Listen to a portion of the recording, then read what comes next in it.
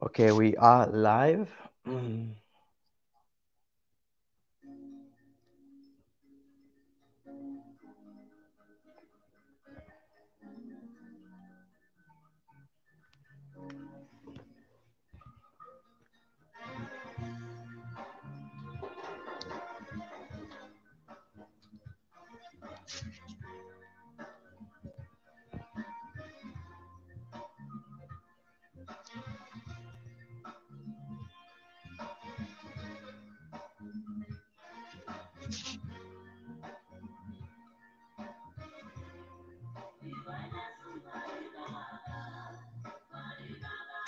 Good evening.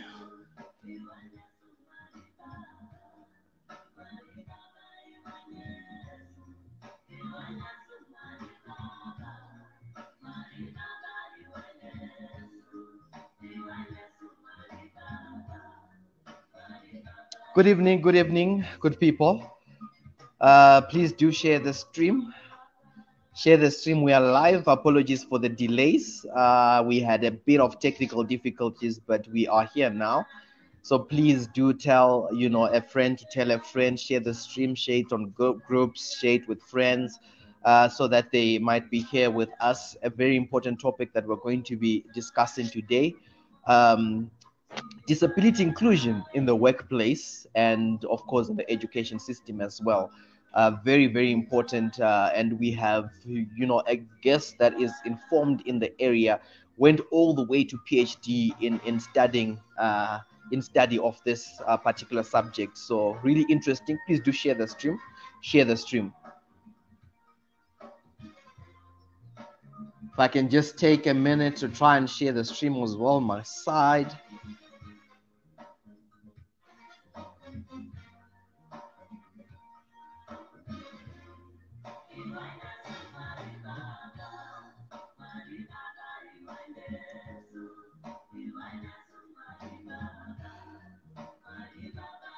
Good evening. We will be starting in a few minutes, so please do share the stream.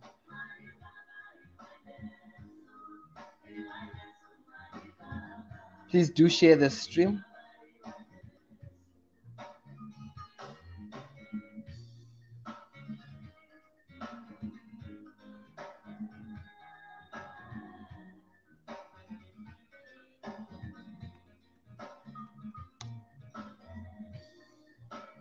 Good evening, good people.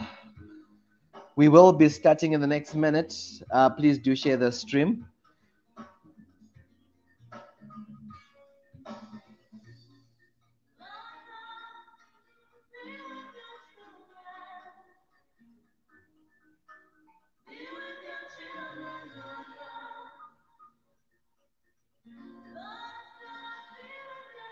We will be starting in the next minute. I'm just waiting for you guys to share the stream.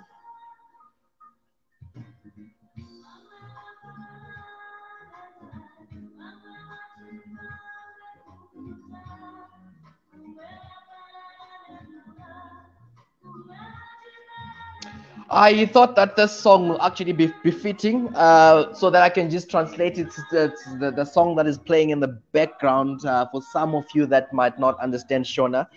It's a lady called Chiwandire, and she was really speaking about the inequalities of life, where others have and others don't, and basically the need. For us to, of course, I think the need to love each other, but also asking for God's grace in all that. So I think it's also befitting that we have this song to start up the session today. And maybe let us just turn that down a little bit so that we speak about our guest that we have today. Today we have Dr. Desire Chiwandire, and he is affectionately known as Dr. Des. Des is a postdoctoral research fellow in the chair of critical studies and higher education transformation at Nelson Mandela. He is a holder of a PhD in politics and international studies from Rhodes University, where he also taught undergraduates and postgraduate courses. in critical disability studies and political studies. So already you start to see that he has a lot of experience, especially in the subject of disability inclusion in the education system. And if you go further to do an investigation on him, you would see that his PhD was actually in relation to disability inclusion in the education system. So please allow me to just invite him onto the platform. Days, how are you? And thank you for joining us. The screen is dark on my side. I don't know what is happening. We had you on screen a few minutes ago. Are you here? Can you hear us? Oh, there we go. Great. Des, can you hear us? Can you hear me? I see that the internet is freezing a little bit. Can you hear me?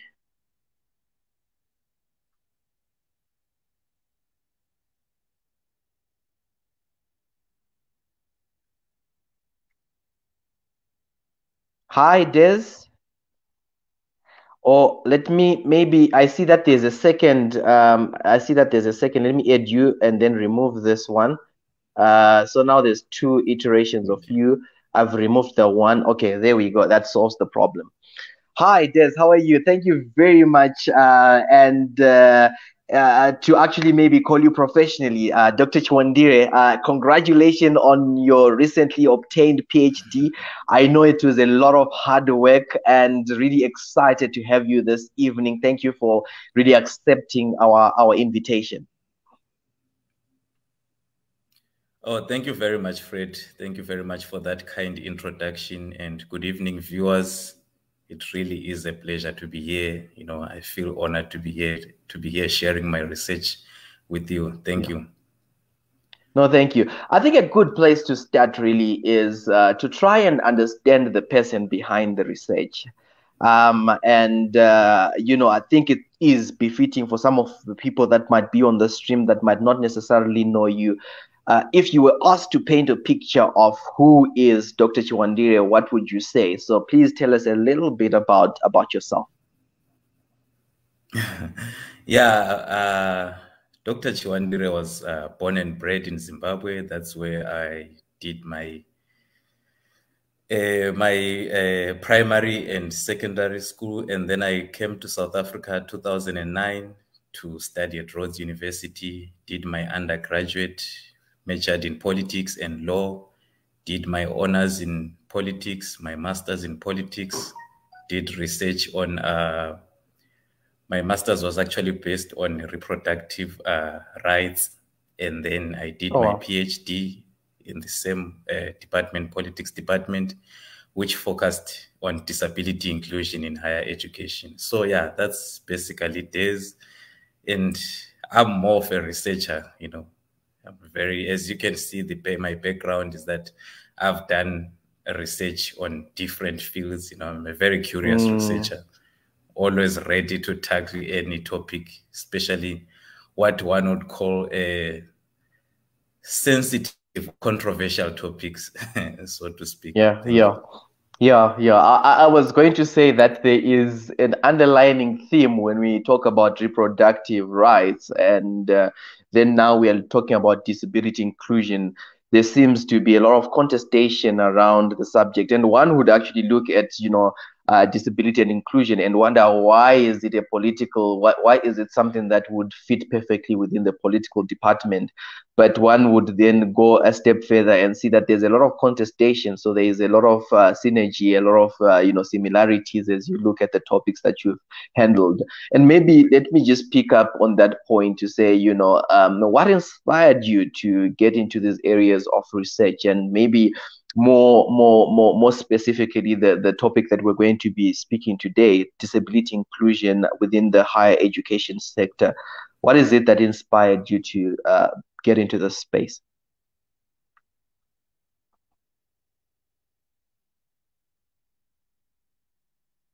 Dr. Chiwandire, are you still with us? I see that he might have, there's another, so what I'll do again, I'll do the same thing. We might be having a little bit of internet problems, but I guess with time, things will get better. And if you're watching, please let us know who you are and where you're watching from. Today, we're speaking about disability inclusion in the workplace, disability inclusion in the education sector.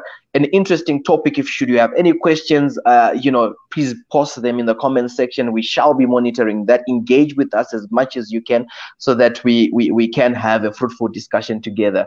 So, Dr. Des, I think the question that I just posed just before we had that internet leg is to say that, what is it that inspired you to get into research that specifically looked at, disability inclusion? Was there an event that happened? What is it? What was that driving factor behind you getting into that space? I think what inspired me most when I was doing research, under the research which focused on institutional culture and transformation in higher education, I just thought that disability was one aspect that was, under-researched, as an issue of social justice. So I think for me, that was the main motivation. And mainly it was also about curiosity, since it was being a subject that I didn't have much knowledge about. So I just felt, I need to explore and get to know, the different kind of disabilities and what affect persons with disabilities to participate in mainstream society. Yeah. And I think what I did is just to I just quickly Googled disability as we were speaking, and this is the definition that you actually get when you Google search. It will tell you that disability is a consequence of an impairment that may be physical, cognitive, mental, sensory, emotional, developmental, or some combination of these. A disability may be present from birth or care during a person's lifetime. And just, from learning from this, you see there's a great scope. And I think that what makes this topic so important also is that fact that today you might not necessarily be someone that is looked at or that is perceived as someone that is living with a disability, but the next moment it's possible that you could live with a disability, and so it's important for you to be informed. But I just wanted you to just go a little bit further as we zoom into the topic, and please, if we are speaking about the issue of disability inclusion, what are we really referring to? What are some of the issues that are around that topic? If you could just take us into that.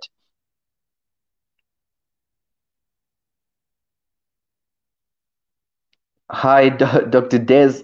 Today we will really need to be patient. I see that we might have had a network issue again. So yes, as we are waiting for Dr. Des to just come back online, I see he has just frozen there. And I'm sure that he's trying to reconnect. Dr. Des, are you with me? Can you hear me?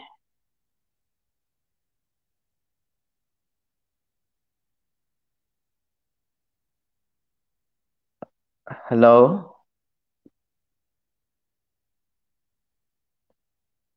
Please do bear with us. As I said, it seems that we are having a little bit of connectivity issues with Dr. Chiwandire, but I am sure that he is trying to reconnect.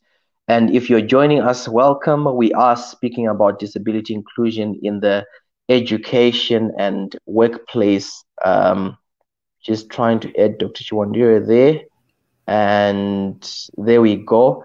We seem to be having a little bit of some network problems, but it's really good to have you back. Do you reckon that we continue with the same device, or do you reckon that maybe what is going on with the internet? I don't know. My internet is a bit slow today. I don't know what's going on, but I think we can continue now. Yeah, maybe let me just respond to your question, your first question. Yeah. Yes. Okay, go ahead. Yes, just to respond to your first question is that the definition that you provide is the most relevant definition, which is also provided by the World Health Organization, which defines disability broadly, from the perspective of persons with visible disabilities, those that you can see, like someone perhaps who is a wheelchair user, and invisible disabilities. These could be mental health challenges, dyslexia, things like that. But I think what brings the definition, the general consensus among these definitions, that a disability actually imposes a limitation on an individual to perform certain tasks on an equal basis with non-disabled peers. I think that's the main point when you talk about the impairment, to say, from a social model of disability, to say persons with disabilities often refer to themselves as people with impairments. What then imposes a disability is if the social environment is oppressive. Let's say perhaps for someone who is a wheelchair user, that person from a social model of disability would identify himself as someone with an impairment. But then what imposes a disability on the impairment is if the building is inaccessible. Say perhaps there is no ramp, then that imposes an impairment. This is what we might have lost you, Dr. Chiwandire. Are you still here with us? Please let us know if you can hear. It might be my internet. If you can hear me, please just let us know in the comment section. As well, let us know who you are and where you're watching from whilst we wait for Dr. Des to just come back. But really trying to explain to us that those that are living with disability, how they would usually refer to themselves is people with impairments. And what then causes disability not to be able to do something is where there is an environment that is not supportive of their impairment. And I think for me, it's a lesson. Welcome back, Doctor. You had for I think for the past 30 seconds we couldn't hear what you were saying, but we have you back online now. Okay. So I think the last thing that Yes, I think the last thing that we had is when you said that, basically you were explaining the fact that, people living with a disability would usually refer to themselves as having an impairment. And only when, the environment is not supportive of that impairment is when then, they have a disability of some sort. So you were still explaining along those areas, and you had given an example. You can continue from there. Yes, I gave an example of a wheelchair user. For someone who uses a wheelchair, that person could regard himself or herself as having an impairment. But what imposes a disability is if the building is inaccessible. Let's say there is no ramp for that person to access the building. Then that person will regard that building as imposing a disability on him. So thank you very much for elaborating on that definition a little bit. It brings a lot of insight. I just wanted you to now then zoom into then the subject of with the context and background that you have laid down for us in form of the definition. What then is disability inclusion? What are we speaking about when we speak about disability inclusion in the workplace? What are we speaking about when we speak about disability inclusion in the education system?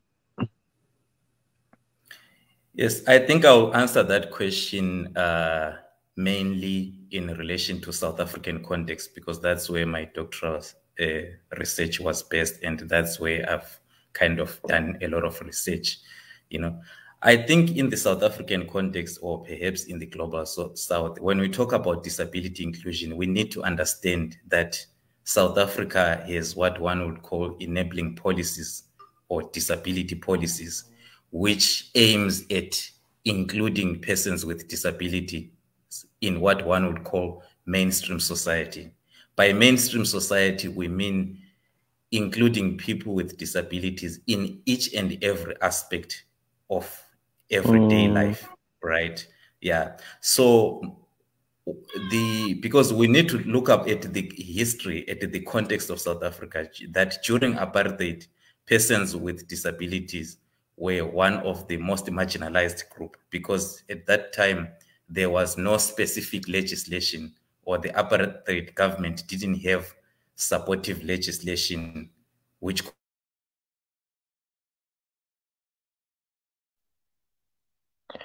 Your network is really beating us down today. Network is really beating us down. We've lost Dr. Des once again. What I'll try and do is just to advise him maybe to switch on to data and use his phone as opposed to using his laptop. Maybe that could help. Please do be prepared. We lost you again. I was almost sending you a message. We lost you again for a while, for about 30 seconds.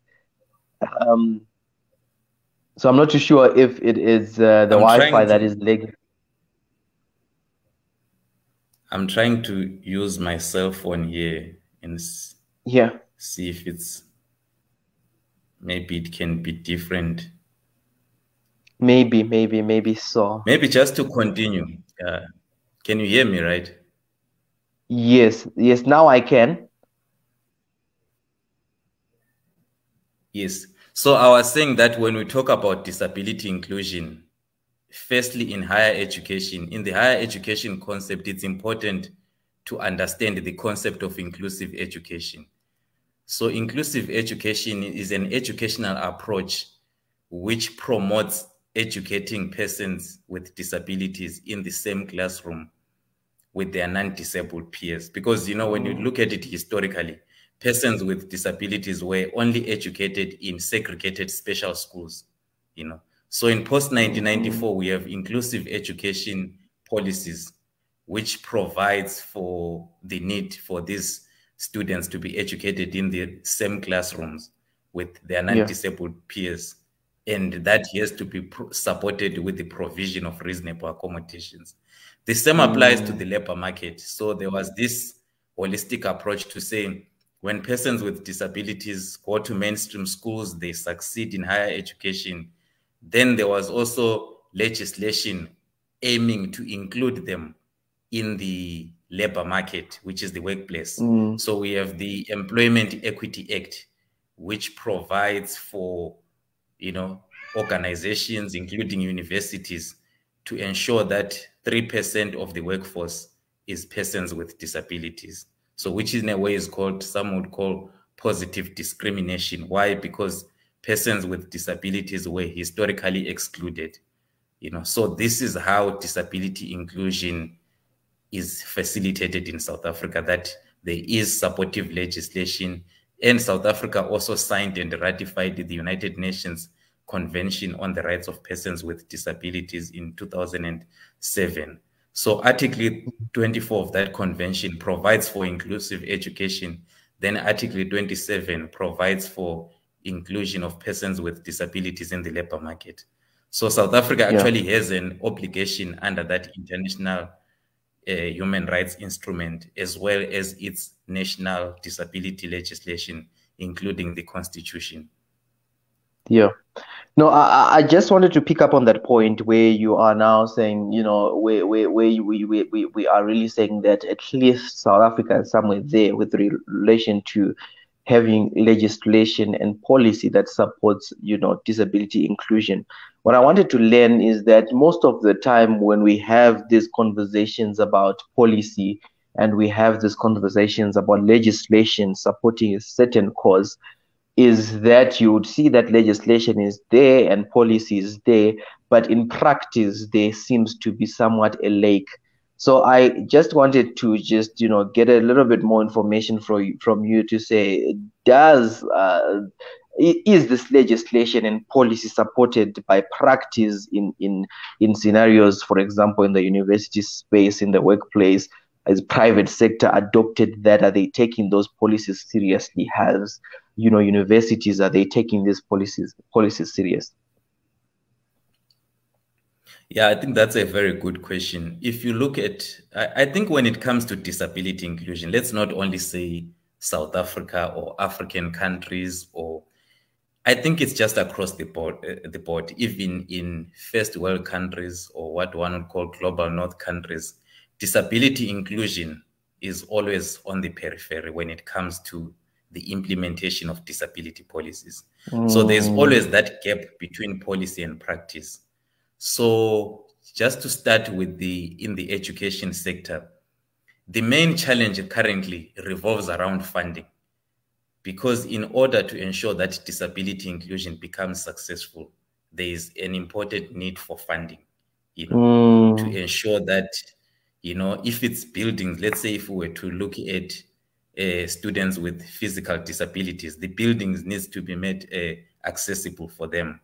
Then if it's students with learning disabilities or like dyslexia, they need scribes, to help them with the writing, the work, and in many universities, the management, they are quite reluctant, to actually invest in disability inclusion initiatives, financially. I think that's the main challenge that South Africa is facing, right? And then when it comes to the labor market, also, there are many, graduates with disabilities, who are struggling to find jobs in the labor market, especially women with disabilities or those with mental health issues, because the main reason for that is because in the labor market, there's always the association of disability with inability, which is also there in the labor market, to say persons with disabilities always have that challenge to say you can be successful, be good at what you are doing, but lecturers in some cases, or the management, or perhaps the employers, when they see someone with a disability, it's always, are you capable to do this job? Especially now with the neoliberal agenda and the emphasis on the maximization of profits. So the disabled body then becomes a site of oppression to say, are you going to be capable to do this? And also the other thing is also the implementation of reasonable accommodations. Let's say if a company employs someone who is a wheelchair user, they have a responsibility to make the building accessible. And if they employ a blind person, they have a responsibility to provide that person with with assistive devices, or a computer with a certain software like JAWS, right? So there's still the mindset of associating disability with costs, So that's why many companies still shy away. And we don't have many monitoring mechanisms to ensure that if a company employs someone with a disability, they actually honor their responsibility of ensuring that they provide them with reasonable accommodation. So companies and universities, in many cases, they always get away with it. But I'm not saying that all universities don't honor their responsibilities. Sometimes it depends on the resources that they have at their disposal. So some universities are doing a great job. Some companies are doing a great job. But in majority of the cases, there's always, most of these institutions are always trying to find a way of, of escaping these responsibilities, because they know that there is not much consequences. Yeah, I just wanted to pick up on this point because I think it's very important, because where you see, it seems they are competing interests, right? Because legislation and policy is put in place for public benefit. But what you are now trying to explain to what you are explaining to me right now, it brings that notion that, especially with private companies and private institutions, what you always see is that they have that right to self-govern. And they, even if legislation is in place, you can't really force them to include, persons with disabilities within their structures. And now we have this, this issue of them, seeing disability as an inability, or equating disability with cost. What are some of the measures that have been put in place, if any, to really address this? Because I can imagine with the BEE, there is incentive for companies to actually, employ more previously disadvantaged people, black in this case, with the BEE policy. Are there incentives that have been put in place, alike incentives for disability inclusion? Yes, of course, there's been incentives that have been put in place. I think in terms of companies, there's what you call, I think it's called tax rebates, whereby if you employ a certain number of persons with disabilities, they don't pay much tax, something along those lines. But then what then happens is that it creates this whole idea of transformation being a numbers game, to say companies will employ many persons with disabilities and deny them promotional opportunities. So they will employ persons with disabilities and then they keep them on one position. Because very often, in many cases, persons with disabilities are employed in what you call administrative jobs, or is a secretary, something like that. You know what I mean? So, this incentive, some companies don't make it like a long-term benefit for persons with disabilities. The same applies to higher education. There's NSFAS bursaries. Students with disabilities in South Africa, they get their funding in the form of a bursary, not a loan, which means that they don't have to pay back, repay. But also sometimes there's lack of career guidance, in terms of the subjects that they choose, or in other cases, some universities will force students to take certain subjects, mainly what you call humanities-oriented subjects, because those are the subjects that the curriculum is said to be supportive of them. So I think in simpler terms, what I'm trying to say here is that incentives there are incentives, but the way how these incentives how companies or universities try to support students with disabilities, or employers with employees with disabilities, with that it still benefits the companies or universities more than it benefits the persons with disabilities, who should be the main beneficiaries. I totally agree with you, and it is, I think, having those incentives at least works better for some companies. But again, we have a more serious conversation to say, is it enough? What is the quality of education that they get when they're in that space? What is the quality of work that they do? So quantity versus quality, that discussion then comes. It becomes a numbers game, as you said. I am just willing to learn, as I think we just go deeper with the subject. There is, I think, as a people, we have this tendency of shifting responsibility onto other people. It is either the government has to do this, or ANC, as the government that is ruling in South Africa, needs to do this, or the company or the CEO needs to do this. When we speak about disability inclusion, whose responsibility is it? I personally think that disability should be everyone's responsibility.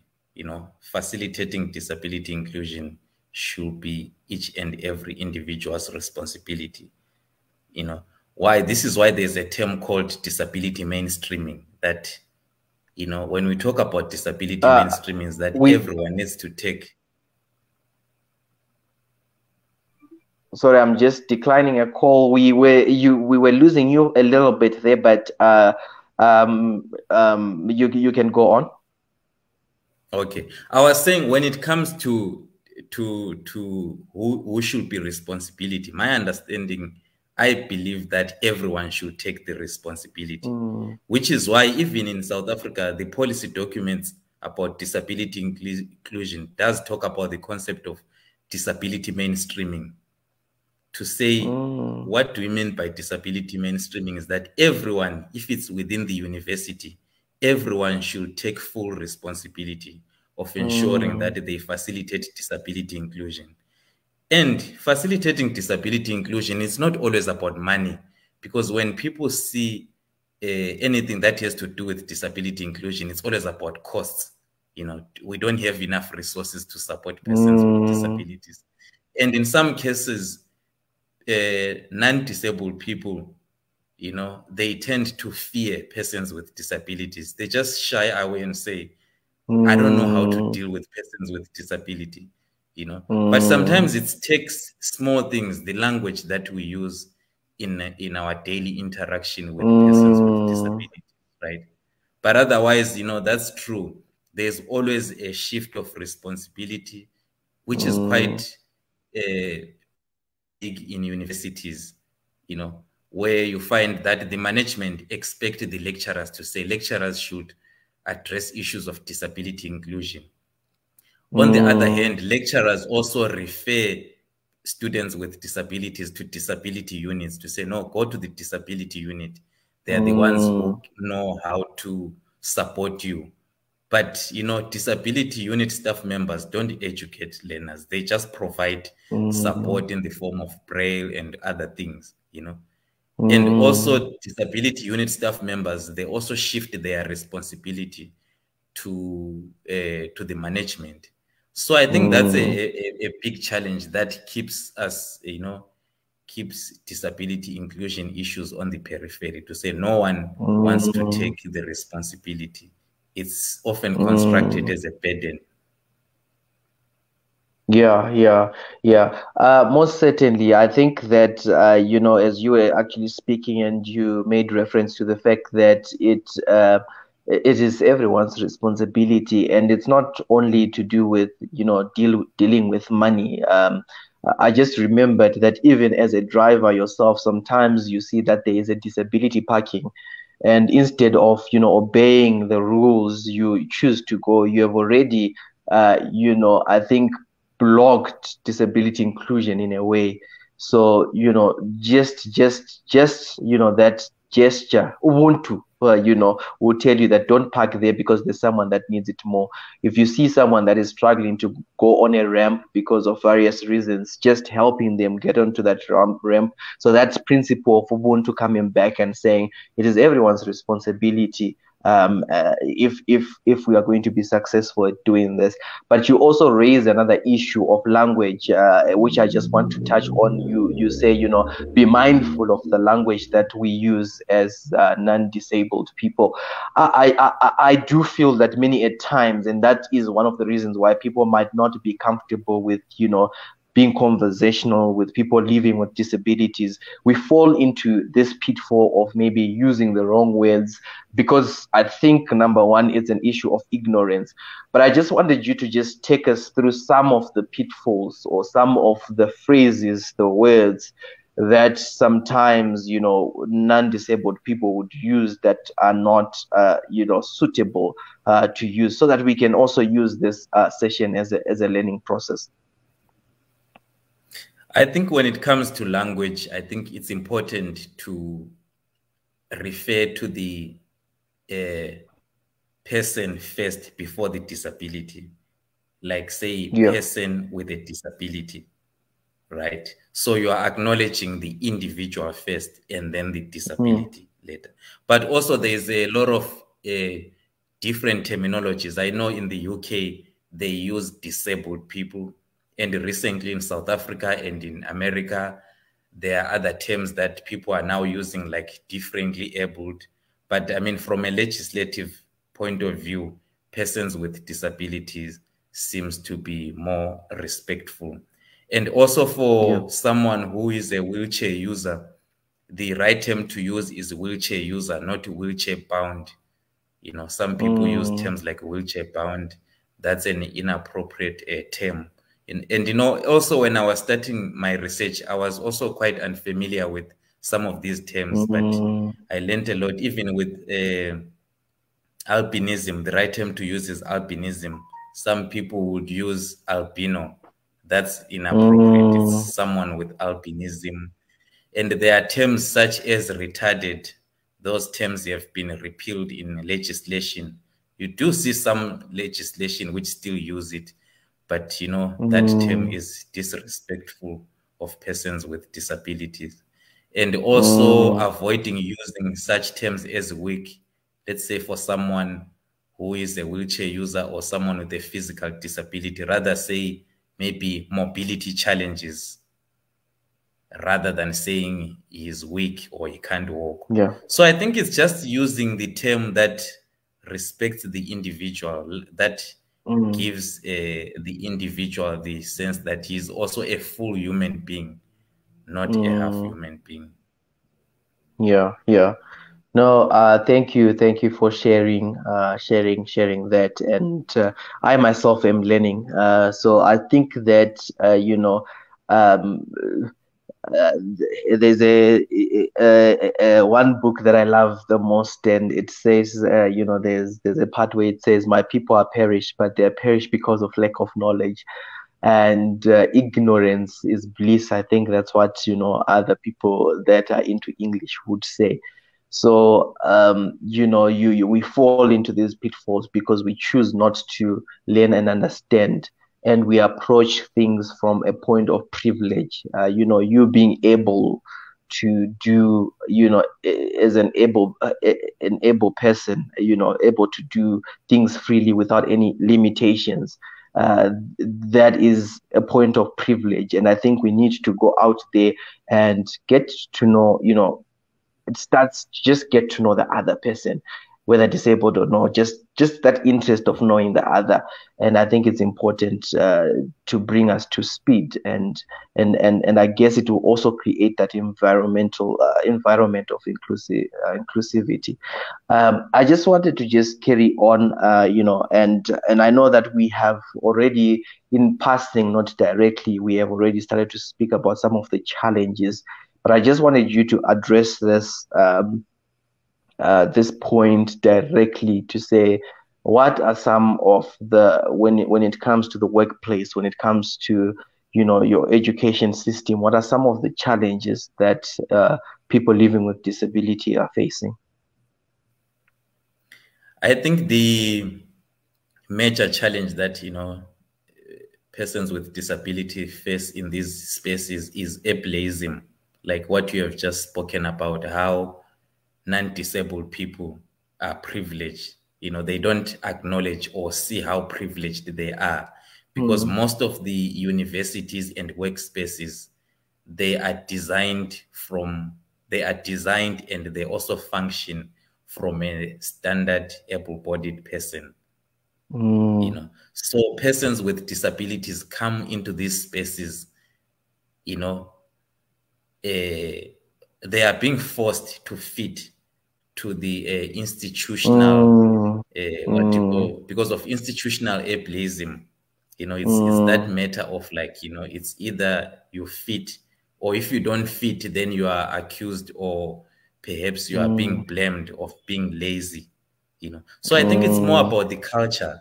The institutional culture is not supportive, is not enabling, and above all, it doesn't recognize diversity, to say persons with the disabilities equally contributes to diversity in universities. Because when we talk about the concept of diversity, it's more about, okay, we need more representativity of maybe more Black people or Black women and stuff. But disability, even if they are included with that mindset that they are not full human beings. So I think that's the main challenge, to say the environment has not adjusted to ensure that persons with disabilities access the environment and be able to thrive. Right? Yeah. I just wanted to actually ask you, and I know that this might not be necessarily your area of research, but maybe you might have a little bit of insight, because you refer to it as culture. And I think one thing a question that I had for you is, why are these discussions, such dialogues, important? And obviously, with the dialogue comes understanding, and with understanding comes a change in behavior, in action, in the way you perceive things, right? But you raise the subject of culture. What role does, different cultures, and in particular black cultures, because for example, I think, in some of our Zimbabwean Shona cultures, you look at mental disability, or mental illness, some people would refer to it that way, as if there was some sort of witchcraft. So then that already determines the kind of response that society gives towards that person. I just wanted to know if there is any bearing whatsoever on, our cultures, our beliefs, and how then those dictate the way that we respond to inclusion of disability within our spaces. Yes, in terms of culture, I think, that's culture does contribute, because as I was saying, that despite the fact that we have now legislation that says persons with disabilities are people with rights, so there's not been much awareness or educating people that, this is the current legislation. Persons with disabilities have equal rights, and, things like that. So you find out that most cultures still dominate, on when people think about persons with disabilities. So there's still that emphasis on, if the culture says persons with disabilities, especially those with mental health challenges, because you even see the terms that we use, in many cultures, which reinforces ableism. They attach a negativity towards persons with disabilities. So I think in that way, when it comes to culture, even persons with albinism in countries, I think it's in West that as Africa, whereby they are killed, or there's a myth that if you sleep with someone with albinism, it's a cure for HIV/AIDS. There are countries where they are killed so that they sell their body parts and all that. So I think culture still contributes a lot, and there's not, most countries have not done a lot to try and sensitize, to say, some of these cultural beliefs actually exclude persons with disabilities. So I think culture still plays an important role in excluding persons with disabilities. Yeah, and I guess the first place to start, I think you mentioned it in passing, is even to just address our languages and the way that we refer to people. I know that, for example, in Shona, Anobenga, and that in itself already attaches a lot. Uyahlanya, for those that might not be understanding, that those that might be in South Africa, it attaches some sort of tag that is negative. Whereas when we speak of inclusion, we're trying to say that there is a limitation and impairment of some sort, but they are able in other ways if we create an environment for them to thrive. So I think that, those tags that we give, those names that we refer to people, are a major, role before we play a major role before we even get to the grips of culture and beliefs and the killing. Just the technology, the language, it plays a role. Yeah. I just wanted to just, yes.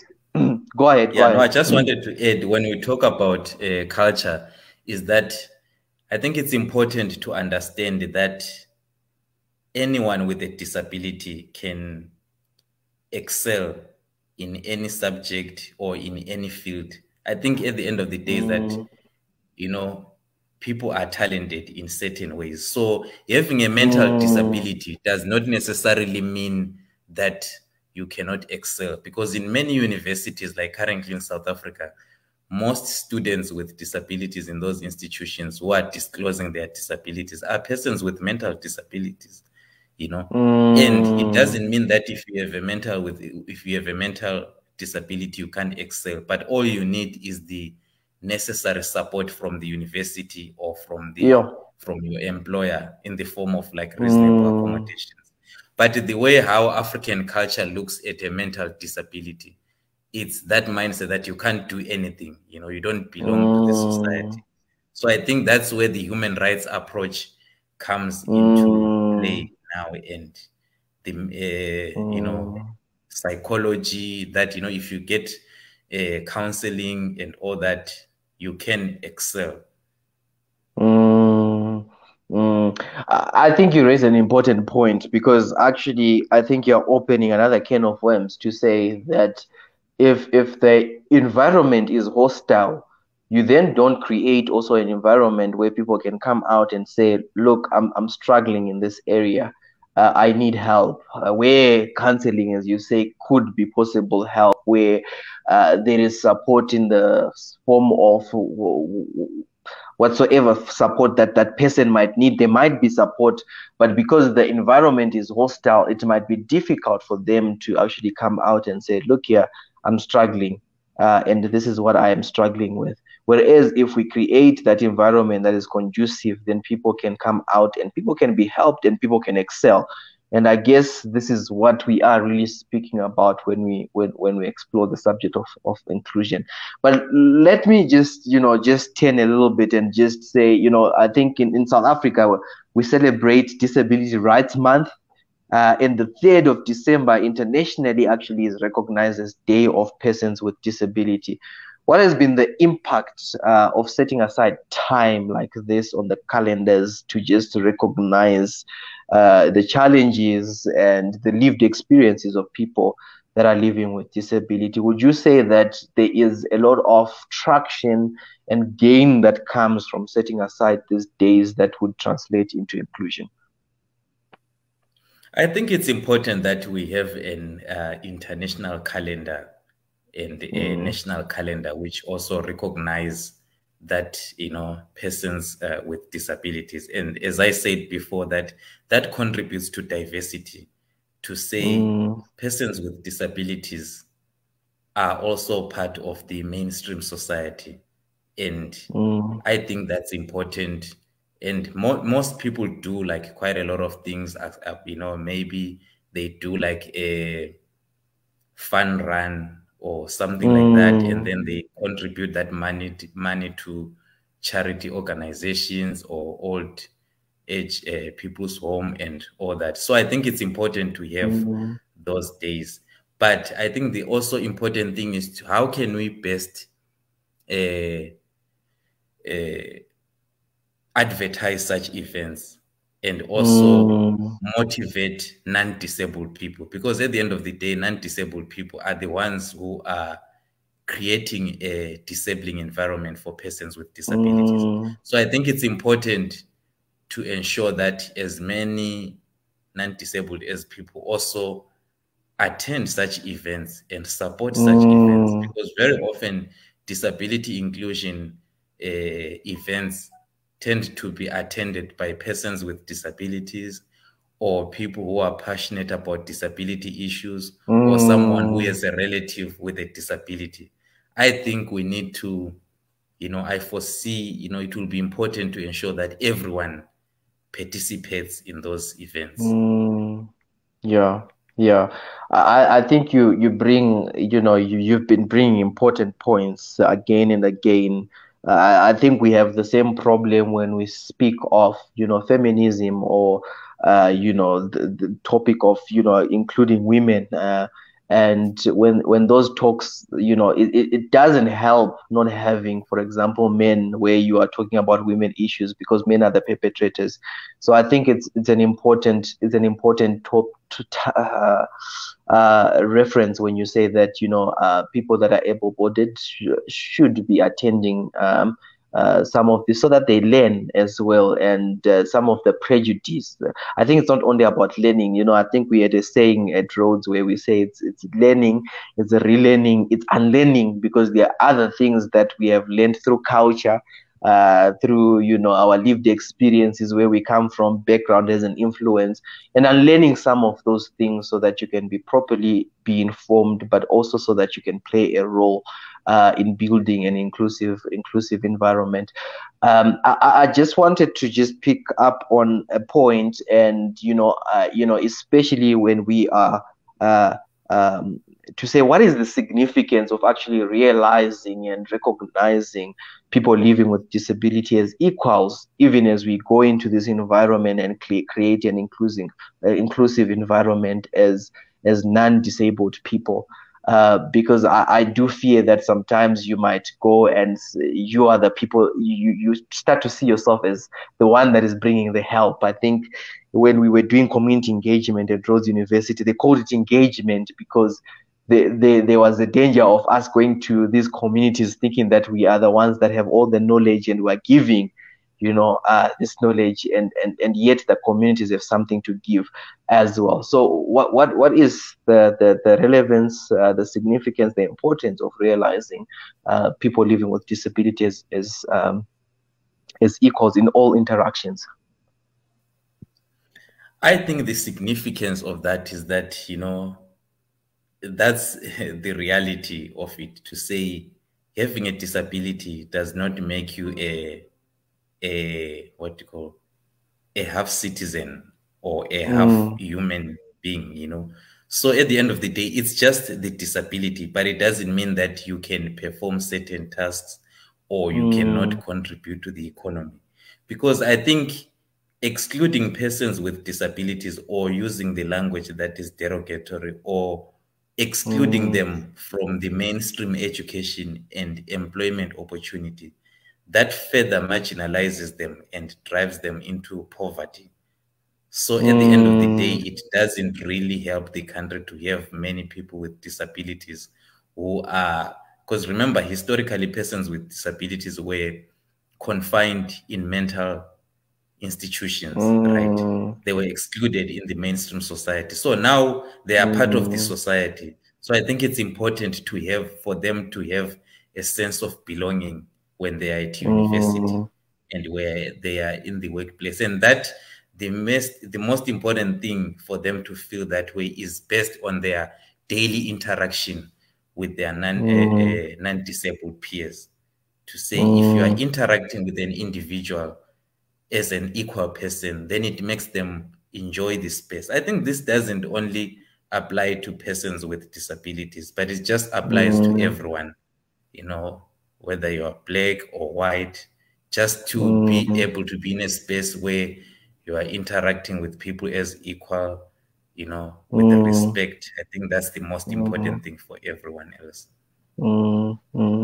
I see time is jealous. We've already reached an hour, the hour mark. And I think maybe this question is a good place to really end it. And I know that you would have said some of the things in passing. For example, where you said it's not good for the country to have a lot of people, for development, to have many people marginalized. But I wanted you to just attack the question more broadly. And basically, I was asking, what are some of the some of the risks that we would face as countries, as a continent, as the world, as communities, if we do not take heed to this call for disability inclusion? I think one of the disadvantages for that is that it can impact on growing many countries' economy, because then it's just a generalization that the most companies have, that to say, if we employ someone with a disability, then that person will always ask for sick leave and things like that, which is untrue. I think the most important thing is that there are many persons with disabilities out there with qualifications or who are talented, who can do the job way better than a able-bodied person. It's just the society, how the society privileges an able-bodied person. So I think it's important for countries to start taking proactive measures to ensure that persons with disabilities are equipped with the necessary skills, that can help them to contribute to, to developing the economy, to be active citizens, to put it, if I can put it that way. Yeah. No, thank you very much, Dr. Chiwandire. I think we had a lot to learn from the conversation, and I would like to invite those that are just arriving to please go through, the interview and share with friends.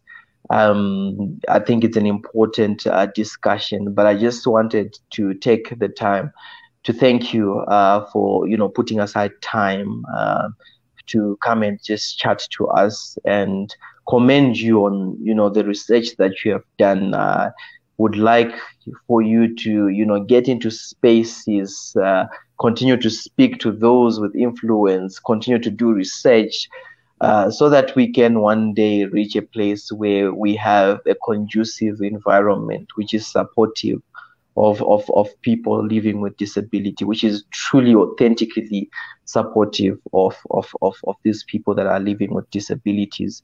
And that maybe one day we can also, get rid of this ignorance that we have as able, I think you referred to it as the sickness called ableism. And that one day maybe we can also, be cognitive or conscious of the need to create that inclusive environment. So thank you very much. I also just want to take the time to thank the people that have come onto the page to spend this time with us. Thank you very much. Please do continue to follow us. We have interesting conversations week in, week out.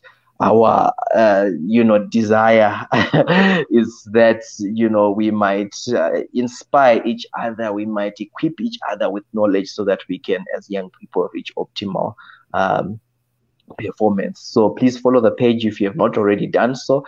Like the page, share it with friends, so that we can grow our community. With this, thank you again, Dr. Des. Do you have anything that you would like to just leave us with? Yeah, thank you very much for inviting me on this platform. It was really nice, sharing my research and my experience with you. I think this is a really great platform, and I think it will be important at some point in future to also invite persons with disabilities themselves, to speak about their experiences, because, at the end of the day, they are the ones who speak about these issues from their lived experiences point of view. But yeah, it was quite informative. Thank you. No, thank you. And I think it's an important point that you're making. Thank you very much. And it is myself, Freddie Mashate, sitting here in the Free State province of South Africa, and it is Dr. Chiwandire sitting in Port Elizabeth, Eastern Cape province of South Africa. And from both of us, it is good evening, good night. We enjoy the rest of your evening. Thank you. Thank you. Bye.